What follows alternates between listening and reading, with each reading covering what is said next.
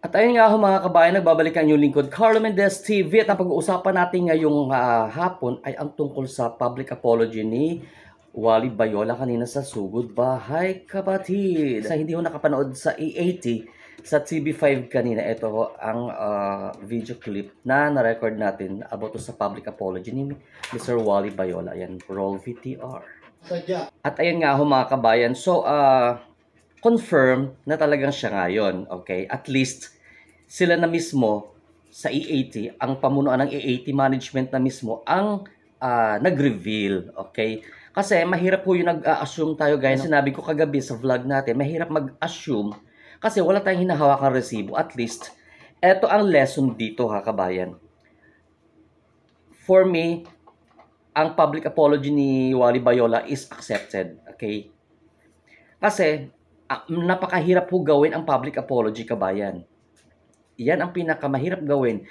Kung napapansin ho ninyo, tama yung sinabi nila Vic Soto at ang buong TVG at Legit Dabber Cards na hindi nila tinotolerate ang mali. Ayan, kung mali-mali. And they have to correct it. Ikumpara ninyo, kabayan, sa kapitbahay. Doon sa ibang kapitbahay natin. Alam nyo na kung sino mga tinutukoy ko. Na alam na nga nilang nagkamali sila, but still pinipilit nila na itama ang mali.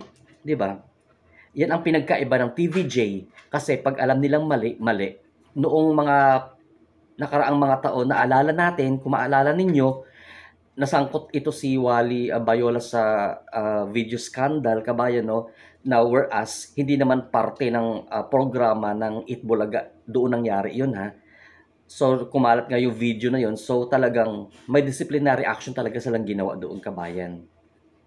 And, humahanga ako sa bumubuo ng TVJ, sa bumubuo ng E80, at ng TV5, at ng buong Legit Dabber Cards ng TVJ sa action nila kaagad-agad.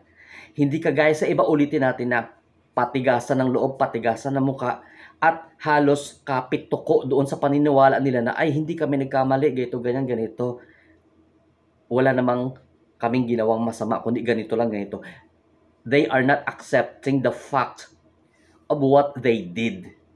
Kumbaga, pinapahaba pa nila na alam naman nila na mali. So, iba talaga ang Legit Dabber Cards. So, guys, enjoy. And keep on supporting A80 sa TV5. And marami pa tayong matutunghayan dyan na mga magagandang mga segment nila. In addition pala mga kabayan dyan sa nangyaring public apology ni Mr. Wally Bayola, no? Baka sabihin na naman ng iba dyan na kalaban ng E80, dapat ipatawag ng MTRCB. Huwag ko tayo manguna sa MTRCB kasi ho, may mga proseso ho yan silang ginagawa, okay? Kagaya niyan, first offense, papadalan sila ng notice halimbawa. Hindi naman agad na ipapatawag yan sila kasi sabi nga ng taga MTRCB, may mga proseso silang ginagawa bago sila magpatawag ng certain TV show, specifically just sa mga noontime show kasi live, they are doing live dyan. So, kung hindi man sasabihin ng iba, bakit hindi pinatawag sila Vice Ganda?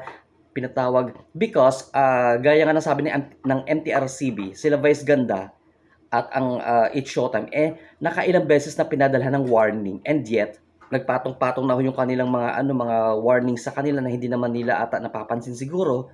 So, nag-end up doon sa talagang pinatawag na sila. Yun ang pinagkaiba ng E80, kabayan. Okay? At ulitin natin, proseso ang pinag-uusapan natin dito. Hindi nung pagka nagkamali, tawag agad. At least, depende kasi sa degree yan, no, kabayan, ng pagkakamali ng isang network na isang palabas sa television.